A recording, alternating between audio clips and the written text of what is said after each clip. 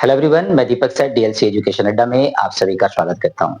आज डिस्कस करने वाला हूं final account with adjustment class 11। तो ये आईसीएससी आईएससी बोर्ड का क्लास 11 का अकाउंट्स चैप्टर से लिया हुआ क्वेश्चन है और प्रॉब्लम नंबर है ये 10। ठीक है, तो प्रॉब्लम नंबर 10 आज मैं डिस्कस करने वाला हूं और ये है फाइनल अकाउंट विद एडजस्टमेंट। तो चलिए एक एक करके इस आइटम को डिस्कस करते हैं। उससे पहले एक छोटा सा रिक्वेस्ट, यदि आपको वीडियो अच्छा लगे तो प्लीज इसको लाइक कर दीजिएगा, शेयर कर दीजिएगा। मेरे चैनल को यदि सब्सक्राइब करके नहीं रखा है तो प्लीज सब्सक्राइब कर लीजिएगा। Thank you. तो चलिए क्वेश्चन को पहले डिस्कस कर लेते हैं। क्वेश्चन डिस्कस करते चलेंगे और एक एक करके आइटम के बारे में कमेंट्स भी करता चलूंगा और जो मैंने बोर्ड पे फॉर्मेट पहले से ही बना के रखा है और कहां पे कैसे ट्रीटमेंट करना है वो मैं आपको बताऊंगा। ओके, तो सबसे पहले from the following trial balance of Shubham prepare final account for the year ended 31 मार्च 2023। तो बैलेंस शीट हमें प्रिपेयर करना है और trading and profit and loss account prepare करना है। ठीक है, और ईयर इंड दिया हुआ है 31 मार्च 2023। तो चलिए मैंने क्या क्या लिखा सो देखिए, ये ISC class 10 sorry problem number 10 class 11 से लिखा गया है और ऊपर में हेडिंग मैंने लिखा है in the books of Shubham. In the books of Shubham, तो in the books of Shubham के बारे में मैं बात कर रहा हूं कि in the books of Shubham के बुक के बारे में बात कर रहा हूं। मैं ट्रेडिंग और प्रॉफिट एंड लॉस अकाउंट बना रहा हूं फॉर द ईयर इंडेड। इधर साइड में मैंने लिखा है balance sheet of Shubham as on 31 दिसंबर 2023। तो ये था फॉर्मेट। फॉर्मेट बहुत इंपॉर्टेंट होता है। यदि आप छोटा सा मिस्टेक करेंगे, 1 या 2 मार्क्स यदि फॉर्मेट पे भी आपका कट गया तो वो बहुत गलत होता है। तो फॉर्मेट बिल्कुल प्रॉपरली अब बनाइएगा। देखिए यहाँ पे ट्रेडिंग और पीएल के लिए मैंने क्या बनाया, debit side and credit side, particulars amount column then particulars amount column and amount column। इस साइड में बैलेंस शीट का फॉर्मेट क्या है, liability and assets amount column, यहाँ पे डेबिट एंड क्रेडिट नहीं है। ओके, तो चलिए एक एक करके आइटम को ट्रीट करते हुए चलते हैं। एक और छोटा सा सजेशन है, बहुत सारे स्टूडेंट्स को मैंने देखा है, मैं बार बार कहता हूं कि एक आइटम को एक बार रीड करना है और उसको ट्रीट करते हुए चलना है। बैलेंसिंग का काम आप बिल्कुल लास्ट में करेंगे जब पूरा आइटम पूरा एडजस्टमेंट कंप्लीट हो जाए। तो सवाल में सबसे पहला जो आइटम है ये है लैंड एंड बिल्डिंग। ठीक है, दूसरा आइटम है परचेज, ये एडजस्टेड किया हुआ है। तो परचेज यदि एडजस्टेड किया हुआ है तो क्या होगा, है ना, परचेज यदि एडजस्टेड किया हुआ है तो क्या होगा, क्लोजिंग स्टॉक जो होता है वो आप नहीं लिखेंगे ट्रेडिंग अकाउंट में। ट्रेडिंग अकाउंट में क्लोजिंग स्टॉक नहीं लिखा जाता है। कब नहीं लिखा जाता है, यदि वो परचेज के साथ एडजस्टेड लिखा हुआ है तो। नीचे ही क्लोजिंग स्टॉक दे दिया है, रिटर्न इनवर्ड है, वेजेस है, सैलरीज है, ऑफिस एक्सपेंसेस है, कैरेज इनवर्ड है, कैरेज आउटवर्ड है, डिस्काउंट अलाउड है, डिस्काउंट रिसीव्ड है, बैड डेब्ट है, सेल्स है, कैपिटल अकाउंट है, सुभाष लोन अकाउंट जो टेकन किया गया 1 अक्टूबर 2022 को, रेट ऑफ इंटरेस्ट कैरी करता है 18% पर एनम, इंश्योरेंस है, कमीशन है, प्लांट एंड मशीनरी है, फर्नीचर एंड फिक्सचर है, बिल्स रिसीवेबल है, सन्ड्री डेटर है, सन्ड्री क्रेडिटर है, कैश एट बैंक है, ऑफिस इक्विपमेंट है, बिल्स पेबल है एंड एक्सपेंसेस पेबल है। एक्सपेंसेस पेबल जो है वो हमारा ट्रायल बैलेंस में दिया हुआ है। ओके, ये भी आपको याद रखना है।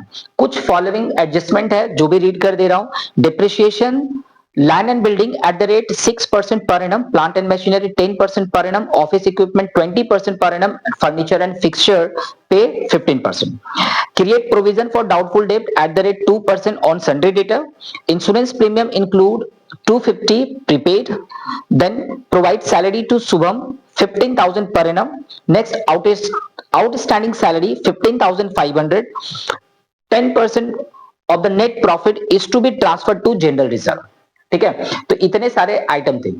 होप ये सम्स काफी लेंदी है और एक एक करके सारे आइटम को पुट करेंगे और मैं इस आइटम में एक एक करके शॉर्ट में लिखने वाला हूं क्योंकि पूरा लिखूंगा तो बोर्ड पे स्पेस नहीं रहेगा।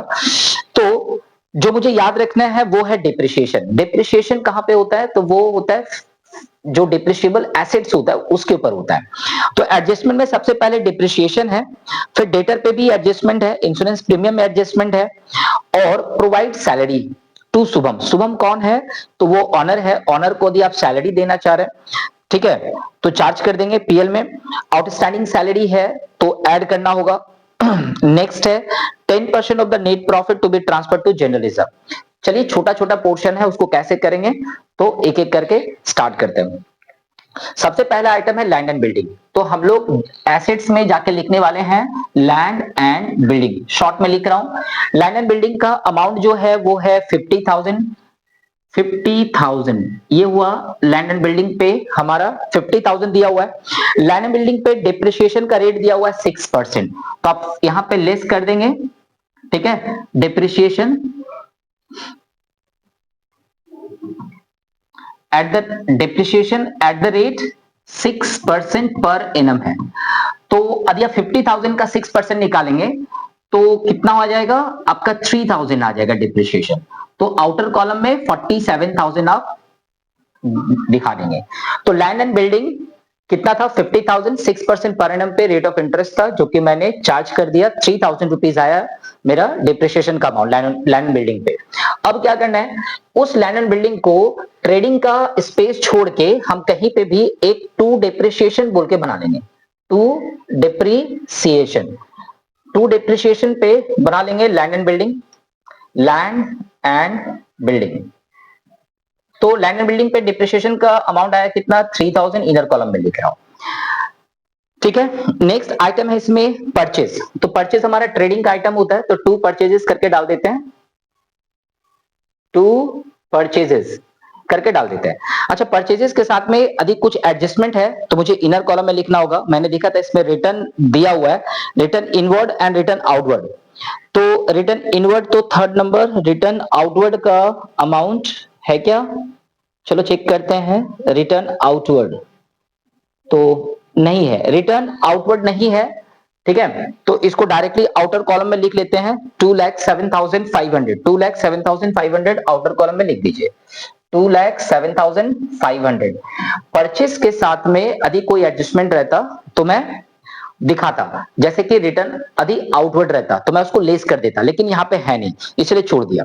नेक्स्ट है क्लोजिंग स्टॉक। क्लोजिंग स्टॉक हमारा क्या होता है, सबसे पहले एक करंट एसेट्स हाफ स्पेस छोड़ने के बाद, करंट एसेट्स, ठीक है, आपके फॉर्मेट में हाफ स्पेस छोड़ने के बाद करंट एसेट्स में लिखे, यहाँ पे एक आइटम है जो कि क्लोजिंग स्टॉक लिखा हुआ है, क्लोजिंग स्टॉक लिखा हुआ है। तो क्लोजिंग स्टॉक हमारे पास कितना दिया हुआ है, तो ये मेंशन है 45,000, 45,000। देखिए इस सम्स में आपको ओपनिंग स्टॉक भी नहीं दिया हुआ है। क्यों नहीं दिया हुआ है, क्योंकि परचेस के साथ में स्टॉक का एडजस्टमेंट हो चुका है, परचेस के साथ में स्टॉक का एडजस्टमेंट हो चुका है, इसलिए इस प्रॉब्लम में ओपनिंग स्टॉक मेंशन नहीं है, ठीक है। ओपनिंग स्टॉक मेंशन नहीं है क्योंकि इसमें परचेस के साथ एडजस्टमेंट हो चुका है।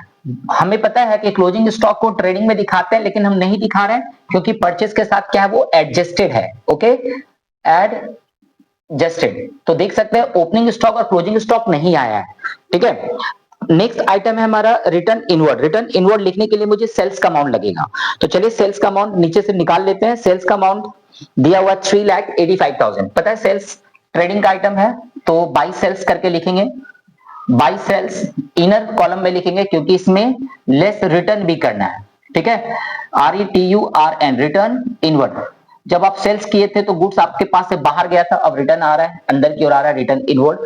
तो हमारे पास में सेल्स का अमाउंट है 3,85,000, तो मैं उसको इनर कॉलम में लिखने वाला हूं 3,85,000।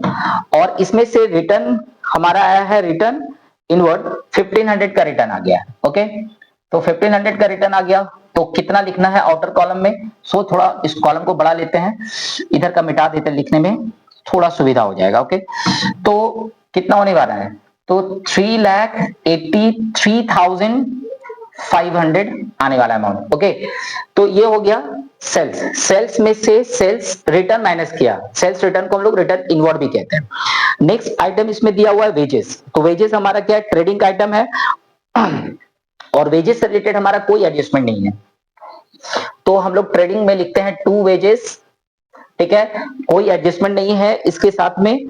तो आइटम आ रहा है 43,500, ओके, 43,500 हमारा आ चुका है, ओके। नेक्स्ट हमारे पास जो आइटम है वेजेस के बाद ये है सैलरीज। तो सैलरी हमारा पीएल का आइटम है, तो ठीक ऊपर में लिखिए to salaries,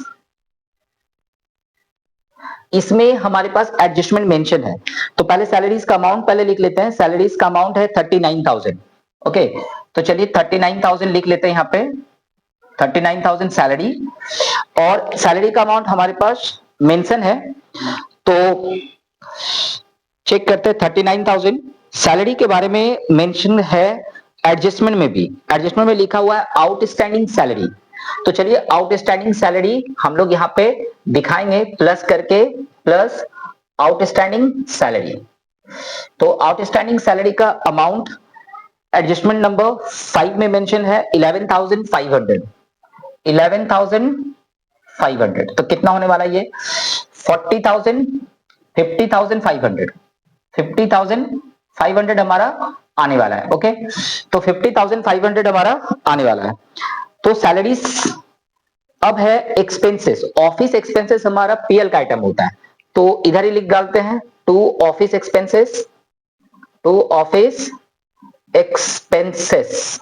to office expenses हमारा कितना दिया हुआ है, तो 15,400। इसमें किसी भी प्रकार का एडजस्टमेंट है क्या, नहीं है। तो नेक्स्ट है 15,400। तो आउटर कॉलम में लिखा देते हैं 15,400। ओके, तो to office expenses. Next item हमारे पास में है कैरेज इनवर्ड। कैरेज जो होता है वो कैरेज इनवर्ड मतलब carriage on purchase. Carriage inward का मतलब होता है कैरेज ऑन परचेज, इसलिए ट्रेडिंग में दिखाते हैं इसको to carriage inward, to carriage inward. तो कैरेज इनवर्ड को कहां पे दिखा रहे हैं, तो हम लोग ट्रेडिंग में दिखा रहे हैं। 1200 दिया हुआ है, कैरेज इनवर्ड पे भी कोई एडजस्टमेंट नहीं है। ओके, नेक्स्ट है हमारे पास में कैरेज आउटवर्ड। तो कैरेज आउटवर्ड मतलब carriage on sale. Carriage outward का मतलब कैरेज ऑन सेल, तो हम उसको पीएल में दिखा रहे हैं। Okay, carriage outward, carriage outward मतलब कैरेज ऑन सेल, जो कि पीएल का आइटम है। तो 2,000 रुपीज आप यहाँ पे पीएल में दिखा देंगे। नेक्स्ट आइटम इसमें लिखा गया है डिस्काउंट अलाउड।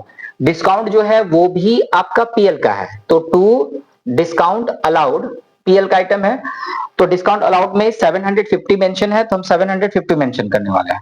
अच्छा, ये डिप्रिसिएशन के बाद हमारा डिप्रिसिएशन 2-3 आइटम पे है, तो मुझे 1 2 3 1 2 3 4 4 पॉइंट पे डिप्रिसिएशन मुझे छोड़ना होगा। तो 4 पॉइंट छोड़ देते हैं, उसके बाद लिखते हैं। ठीक है, तो टू डिस्काउंट अलाउड नीचे लिखते हैं, डिस्काउंट अलाउड। क्वेश्चन काफी बड़ा है, स्पेस कम है, तो 750 लिखना है मुझे, 750। नेक्स्ट आइटम है डिस्काउंट रिसिप्ट, जो कि क्रेडिट में आता है पीएल का। तो बाय डिस्काउंट रिसिप्ट, तो बाय डिस्काउंट रिसिप्ट हमारा पीएल का आइटम है, क्योंकि ये इनकम है, इनडायरेक्ट इनकम, जो कि 1200 दिया है, तो हम 1200 लिख ले रहे हैं। ओके, 1200 है ये। ओके, 1200। नेक्स्ट आइटम है हमारा बैड डेप्ट। बैड डेप्ट पीएल का आइटम है, तो हम पीएल में लिखने वाले हैं टू बैड डेप्ट। फर्दर बैड डेप्ट नहीं दिया हुआ है, एडिशनल बैड डेप्ट नहीं दिया हुआ है, डेटर के ऊपर में प्रोविजन क्रिएट करना है। ठीक है ना, तो बैड डेप्ट हमारा अभी फर्दर रहता, क्रिएट फर्दर बैड डेप्ट, तो मैं इसमें एडजस्टमेंट के लिए स्पेस छोड़ देता, लेकिन स्पेस नहीं छोड़ रहा हूं। उसका रीजन क्या है, क्योंकि बैड डेप्ट में और फर्दर एडजस्टमेंट नहीं है, वो प्रोविजन है। सेल्स ऑलरेडी लिख चुका हूं। कैपिटल अकाउंट हमारा बैलेंस शीट का आइटम है, तो चलिए कैपिटल डाल देते हैं बैलेंस शीट में। इनर कॉलम में लिखना है, क्योंकि प्रॉफिट हो या लॉस हो या ड्रॉइंग्स हो, इसका एडजस्टमेंट करना पड़ता है। तो 1,15,000 का मुझे दिखाना है। ठीक है, तो चलिए 1,15,000 लिख लेते हैं इनर कॉलम में। नेक्स्ट है कैपिटल के बाद सुभाष लोन अकाउंट, ये टेकन है, तो लोन हमारा बैलेंस शीट में ही आएगा। लोन है, कब लिया गया है वो डेट मेंशन कर देते हैं, रेट मेंशन कर देते हैं। ठीक है, तो 18% पर एनम है ये, 18% पर एनम, और 1 अक्टूबर को लिया गया ये। 1 अक्टूबर मतलब 10वां महीना होता है 2022। स्पेस नहीं है, इसलिए लोन का केवल लिखा हूं। आप लोग सुभाष लोन अकाउंट लिख देंगे, जो कि 25,000 है, सॉरी 25, यस 25,000 मेंशन है लोन। नेक्स्ट आइटम हमारे पास में है इंश्योरेंस, ये भी हमारा पीएल का आइटम है, तो लिखने वाला हूं टू इंश्योरेंस। पीएल का आइटम है ये, प्रॉफिट एंड लॉस अकाउंट का आइटम है, इसको 1500 इंश्योरेंस लिखने वाला हूं, 1500। ओके। नेक्स्ट है कमीशन। कमीशन क्रेडिट में मेंशन है इसलिए बाय कमीशन लिखना होगा। ये इनकम है, इनडायरेक्ट इनकम बाय कमीशन। तो 1500 मैं यहाँ पे मेंशन कर रहा हूँ। इनडायरेक्ट इनकम है, कमीशन पीएल का आइटम है ये। प्लांट एंड मशीनरी हमारा 50,000 का है, तो प्लांट एंड मशीनरी अगेन 50,000 का है। और इस 50,000 पे रेट ऑफ डिप्रिसिएशन पढ़ के देख लेते हैं, जो कि 10% है। तो इस पर लेस कर देते हैं depreciation, depreciation at the rate 10%। Depreciation कितना है एट द रेट 10%, तो 5,000 डिप्रिसिएशन आ जाएगा, आउटर कॉलम में 45,000 आ जाएगा। और मैं पहले से ही स्पेस रखा हूं, मैंने पहले से इधर पे स्पेस बना के रखा है प्लांट एंड मशीनरी के लिए। डिप्रिसिएशन कॉलम में प्लांट एंड मशीनरी के लिए स्पेस छोड़ के रखा था मैं, जो कि 5,000 हमारा डिप्रिसिएशन हो जाएगा। ओके। नेक्स्ट आइटम हमारे पास है फर्नीचर एंड फिक्सचर। ये भी यहीं पे आने वाला है, फर्नीचर, फर्नीचर एंड फिक्सचर। ये एसेट्स है, डिप्रिशिएबल एसेट्स है। जब भी आप फर्नीचर खरीदते हैं तो उसमें डिप्रिसिएशन होता है, क्योंकि एसेट्स की वैल्यू कम जाता है फर्नीचर एंड फिक्सचर खरीदने के बाद। इसमें रेट ऑफ डिप्रिसिएशन 15% का है, तो लेस डिप्रिसिएशन, डिप्रिसिएशन लेस है depreciation at the rate 15% per annum. ठीक है, सभी पर एनम में है। तो 15% यहाँ पे कितना होने वाला है, तो 15 दूनी 30 पे 20, 3,000 का होने वाला है। 17,000 आपका बाहर में आएगा। और फर्नीचर एंड फिक्सचर यहाँ पे लिख देंगे, फर्नीचर एंड फिक्सचर पे आपका डिप्रिसिएशन 3,000 हो गया। ओके, चलिए नेक्स्ट आइटम की ओर आगे बढ़ते हैं। नेक्स्ट आइटम है बिल्स रिसीवेबल। तो ये करंट एसेट्स का आइटम है, तो बिल्स रिसीवेबल, बिल्स रिसीवेबल हमारा करंट एसेट्स का आइटम है ये, जो कि हम 20,000 लिखने वाले हैं आउटर कॉलम में, क्योंकि इस पे हमारा किसी भी प्रकार का डिप्रिसिएशन नहीं है। सन्ड्री डेटर एडजस्टमेंट लिखा हुआ था, तो इसको लिखने के बाद एडजस्टमेंट कर लेंगे। सन्ड्री डेटर लिखने के बाद एडजस्टमेंट कर लेंगे। सन्ड्री डेटर्स में 40,000 है, इनर कॉलम में लिखने वाला हूं 40,000। ओके, 40,000 इनर कॉलम में, और एडजस्टमेंट में चलते हैं। एडजस्टमेंट लिखा create provision for doubtful debt at the rate 2%। तो इसमें लेस कर लेंगे provision for bad and doubtful डेप्ट। कितना बोला है, 2% बोला है। तो 2% मतलब कि 4 दूनी 8, 800 रुपया। चलिए, तो 39,200 आपका हो गया यहाँ पे। तो प्रोविजन पीएल का डेबिट में लिखेंगे, न्यू प्रोविजन है ये। To provision for bad and doubtful डेप्ट पे हमारा प्रोविजन आया है 800 रुपया, आउटर कॉलम में दिखा देंगे। ओके, तो प्रोविजन भी हो गया। नाउ है सन्ड्री क्रेडिटर, जो कि करंट लायबिलिटीज का आइटम है। तो sundry creditor balance sheet liability side, sundry creditors. तो सन्ड्री क्रेडिटर्स पे हमारा आइटम है 25,000, तो मैं 25,000 यहाँ पे लिखने वाला हूं। नेक्स्ट आइटम हमारे पास आ रहा है cash at bank.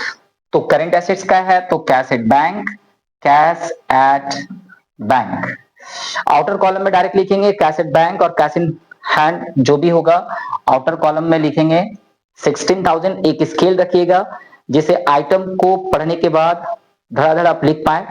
Office equipment भी हमारा एक प्रकार का डिप्रिशिएबल एसेट है।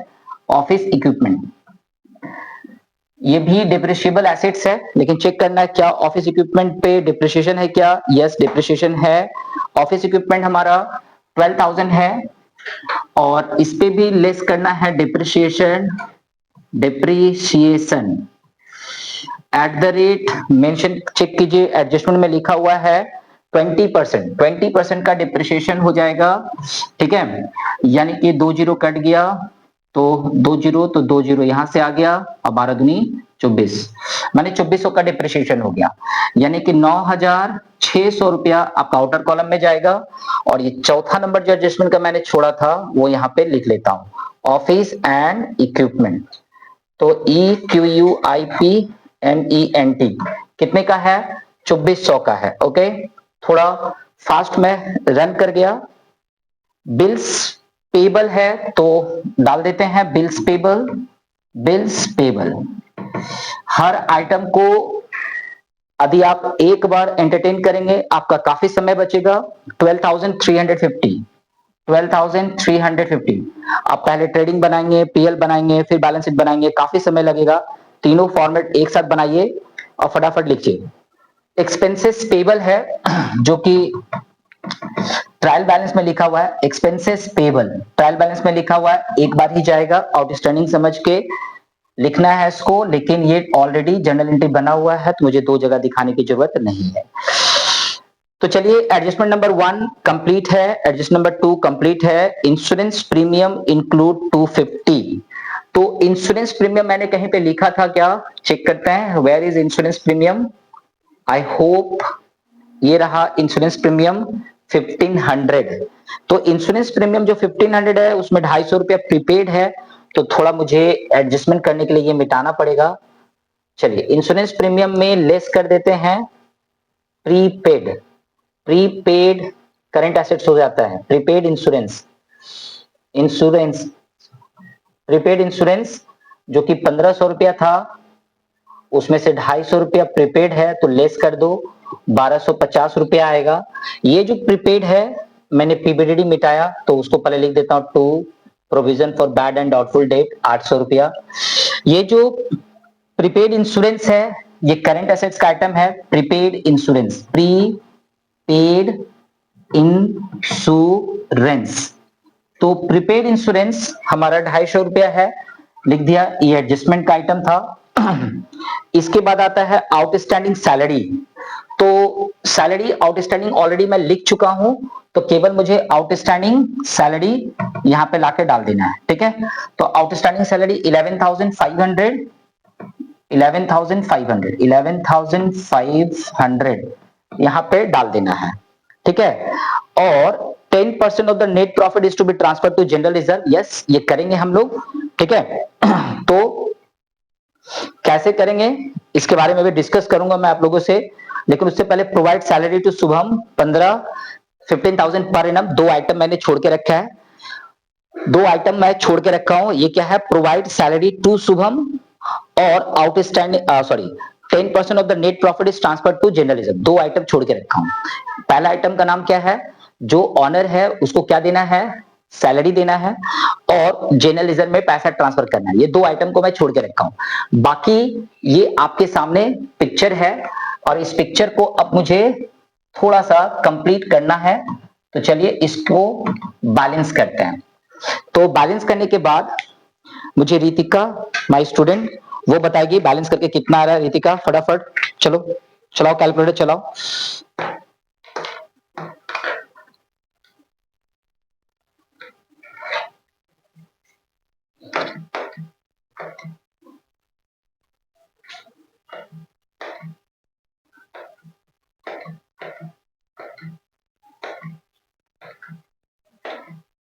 तो वेट कर लेते हैं, आप लोग भी बैलेंस करके निकाल सकते हैं। तो ग्रॉस प्रॉफिट आने वाला है, मुझे लग रहा है ग्रॉस प्रॉफिट ही आएगा। तो टू ग्रॉस प्रॉफिट आने वाला है, कंफर्म करेगी रितिका कितना आने वाला है gross profit transfer to PL, transferred to PL. Okay, तो कितना आ रहा है दिखा दो मुझे, ठीक है। तो चलिए 3,83,500 था मेरा, 3,83,500 मैंने माइनस किया था। और क्लोजिंग स्टॉक यहाँ पे नहीं लिखना है, मैंने बार बार बताया था क्लोजिंग स्टॉक नहीं लिखना है। तो चलिए 3,83,500 है, और इधर पे जो भी आइटम है उसको माइनस कर लेते हैं। तो माइनस करना है 2,07,500, 2,07,500। इसमें से माइनस करना है 43,500, और इसमें से माइनस करना है 1200, सॉरी 1200।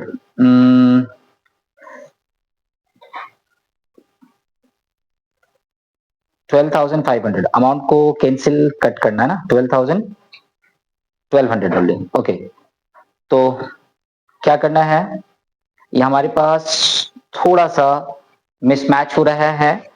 3,83,500 माइनस करना है 2,07,500, माइनस करना है 43,500, माइनस करना है 1,200, तो आने वाला है 1,31,300। 1,31,300 आने वाला है। और बुक में जो आंसर दिया गया है, बुक में जो आंसर है उसके साथ हमारा 1800 का मिसमैच हो रहा है। 1800 रुपए का मिसमैच हो रहा है। तो क्या जल्दबाजी में हम लोगों ने कोई 1800 का कोई अमाउंट छोड़ा है क्या? तो फर्स्ट एक बार चेक कर लेते हैं, 1800 का कोई अमाउंट है क्या?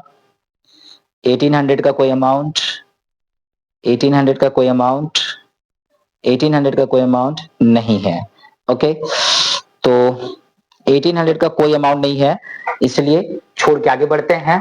और 3,83,500 आप यहाँ पे लिखेंगे, 3,83,500 आप यहाँ पे लिखेंगे, 1,31,300 आपको यहाँ पे लिखना है।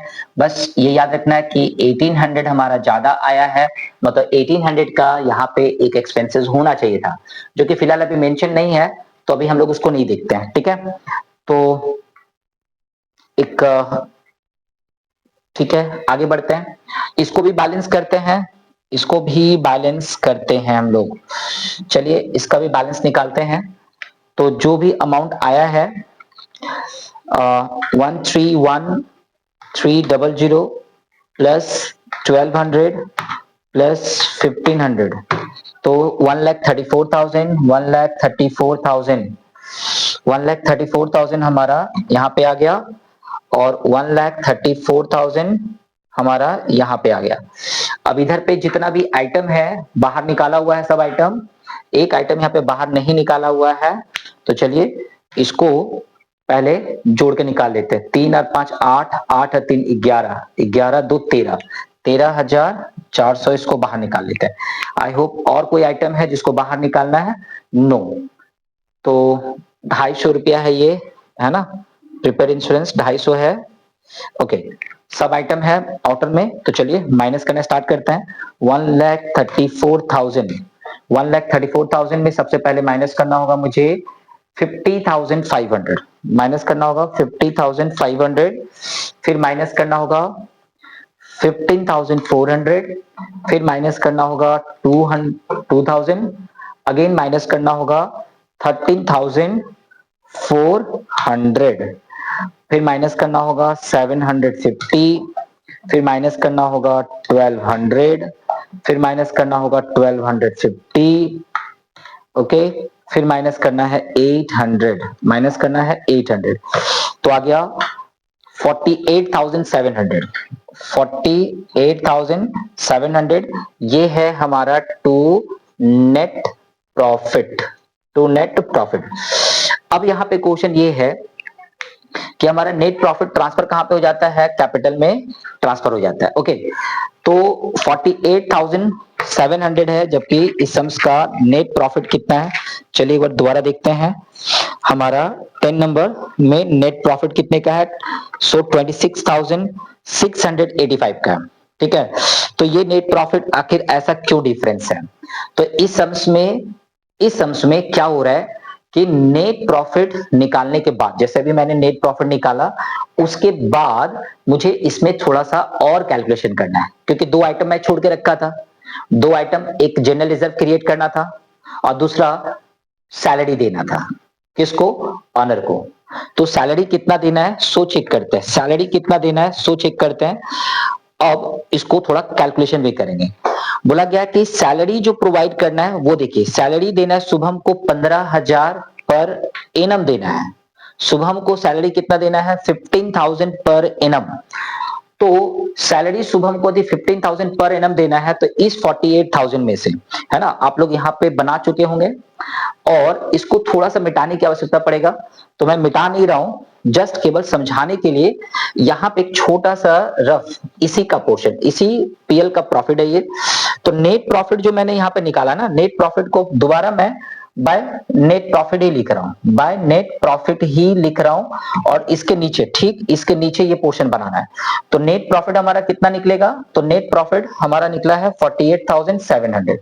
इस नेट प्रॉफिट में से टू सैलरी किसको देना है? शुभम को, ठीक है, शुभम को सैलरी देना है कितना, 15,000 देना है सैलरी, तो शुभम को 15,000 सैलरी दे दिए।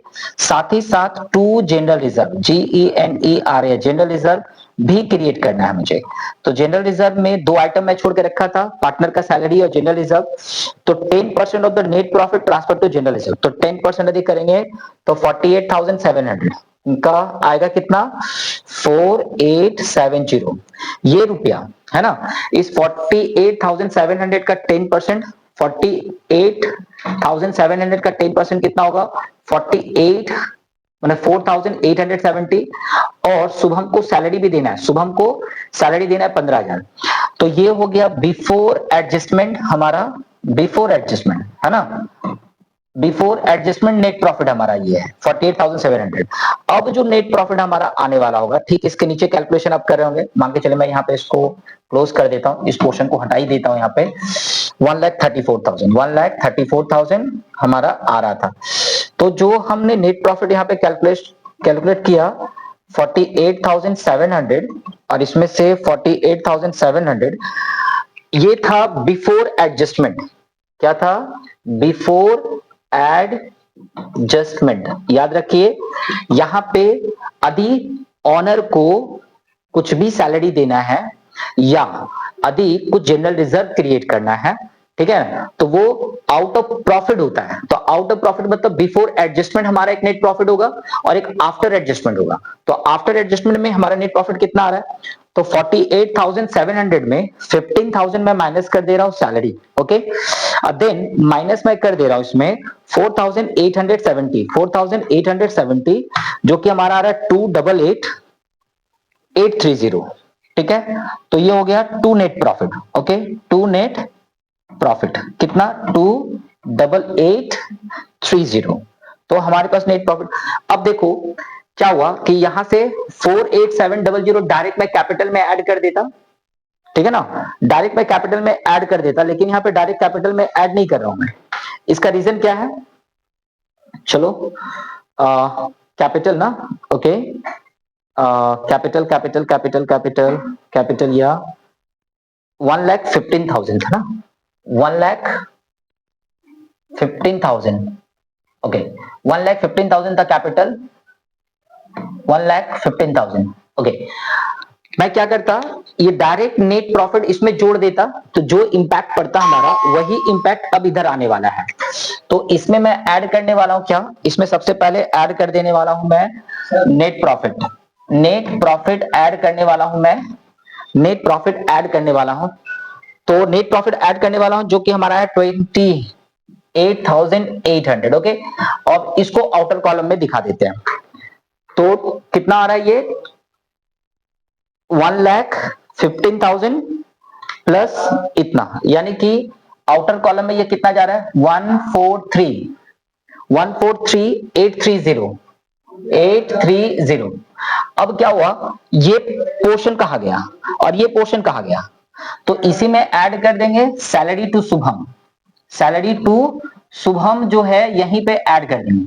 चलिए इसको लिख लेते हैं दोबारा अंदर में, 143,830, जिसमें कि ऐड कर दे रहे हैं हम लोग शुभम का सैलरी 15,000, ओके, क्योंकि शुभम को सैलरी मिला तो उसका कैपिटल बढ़ जाएगा, ठीक है। तो 158,830 और टू जनरल रिजर्व हम बाहर लिखेंगे, टू जनरल रिजर्व हमारा बाहर होगा, जो कि अमाउंट कितना आ रहा है जनरल रिजर्व का, 4870, ओके। अब इसको फटाफट ऐड करेंगे, कैलकुलेटर चलाते हैं, 4870 plus 25,000 plus 25,000 plus 12350 plus 330 plus 11500। तो ये आ गया हमारा 240